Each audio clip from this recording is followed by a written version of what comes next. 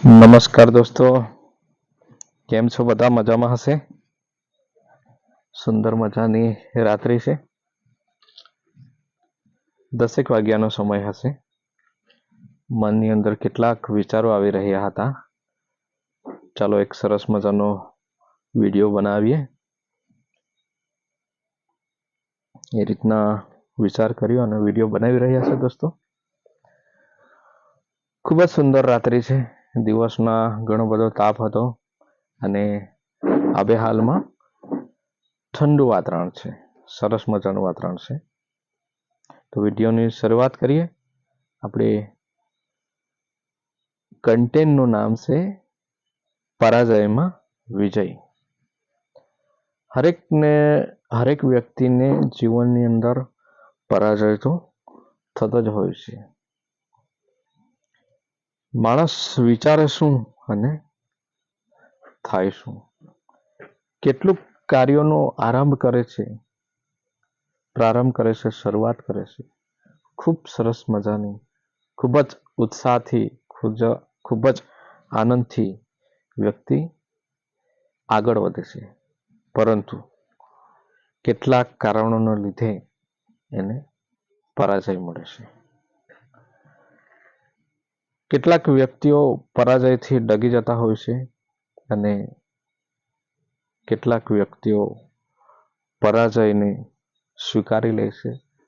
મારી ક્યાંક ક્ષતિ થઈ, ભૂલ થઈ કે પછી કંઈક અજુગતું થયું, એમાંથી હું નીકળું, એ રીતના નીકળવાનો પ્રયાસ કરે છે અને અભિમાન્યુની માફકે ચક્રીઓમાં આગળ વધે છે. પરાજય વિશે ઘણું બધું સાહિત્યની અંદર સુંદર લખવામાં આવ્યું છે. પરાજય એ દીવાદાંડી સમાન છે, જેનાથી કુદરત એ હીરાકણીની માફક એ હીરાને કંડારે છે. જેમ પરાજય વ્યક્તિને મળે છે તો એમાંથી એને ઘણું બધું શીખવાનું મળે છે, જાણવાનું મળે છે, સમજવાનું મળે છે અને મારે એમાંથી ફરીવાર હું કઈ રીતના આગળ વધી શકું, એ રીતના એ નવું આયોજન એ કરી શકે છે. પરાજય એક એવી વસ્તુ છે કે જે કોઈ પણ આપણે સારું કામ કરવાનું હોય તો પ્રથમ પરાજય થાય તો આપણે સમજવું કે વિજય હવે નજીક જ છે. દોસ્તો, આપણે પરાજય વસ્તુને આપણે બારીકાઈથી સમજવાનો પ્રયત્ન કરીએ, એને આપણે ખૂબ સારી રીતના સમજી શકીએ. એના માટે એક સરસ મજાનું ઉદાહરણ છે, એ હું તમને આપું છું.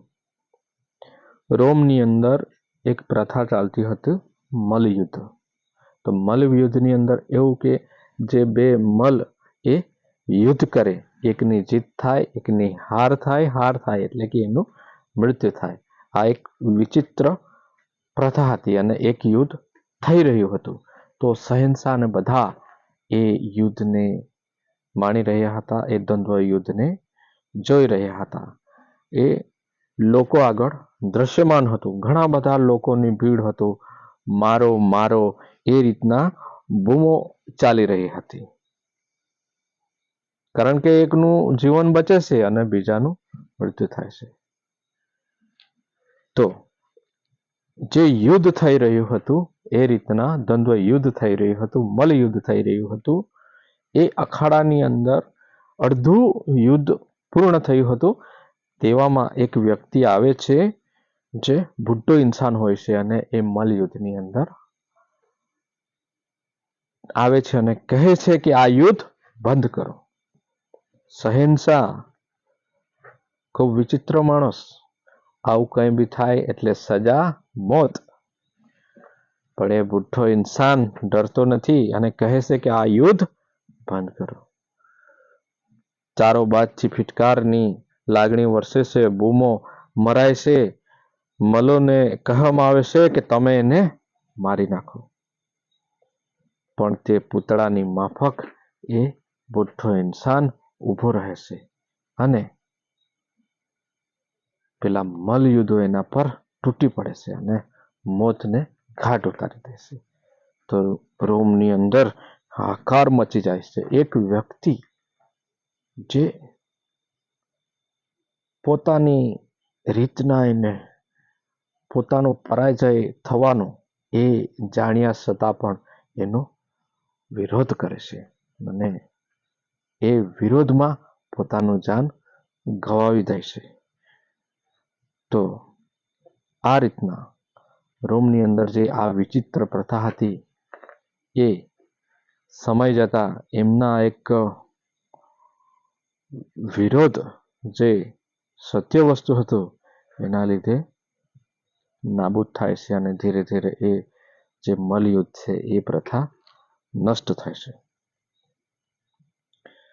ઇતિહાસમાં આપણે જોઈએ તો ઘણા બધા એવા ઉદાહરણો આપણને જડી આવે છે કે જે વ્યક્તિ પરાજય, મુશ્કેલી, દુઃખ, તકલીફ વેઠીને જે કંઈ થાય એને સ્વીકારી લે છે અને ત્યાર પછી એ ફરીવાર નવો ઉત્સાહ, સ્ફૂર્તિ કે પછી પોતાની રીતે ફરીવાર એ આગળ વધે છે અને વિજય હાસિલ કરે છે.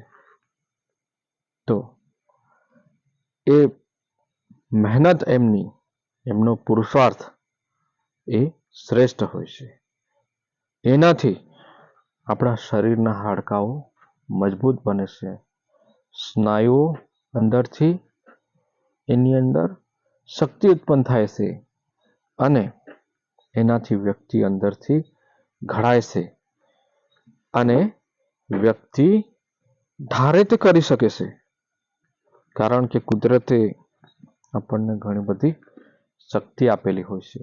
પણ પ્રથમ એ ઓળખવાનું આપણે જાતે જ રહ્યું. પ્રથમ ઓળખવાનું એ આપણે જાતે જ રહ્યું. આપણી અંદર શું શું હોઈ શકે, આપણને શું ગમે છે, આપણે શું કરી શકીએ છીએ, આપણો શું ઇન્ટરેસ્ટ છે, આપણને એવી તો કુદરતે કઈ વિશેષતા કે પ્રતિભા આપી હોય છે કે જે આપણે કરી શકીએ છીએ.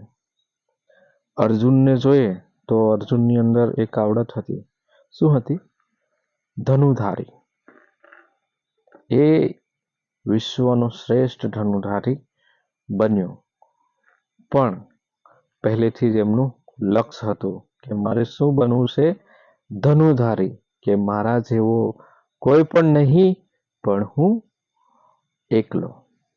એ રીતના વ્યક્તિએ શું બનવું છે એ પ્રથમ મહત્વનું છે. જો એ આપણે સંકલ્પ લઈ લઈએ, એ આપણે નિર્ણય લઈ લઈએ, તો આપણે એનાથી આપણે ઘણું બધું કરી શકીએ છીએ. તો મિત્રો, અમૂલ્ય કિંમતી જે જીવન છે મનુષ્યનું, life is God of gift, life is precious.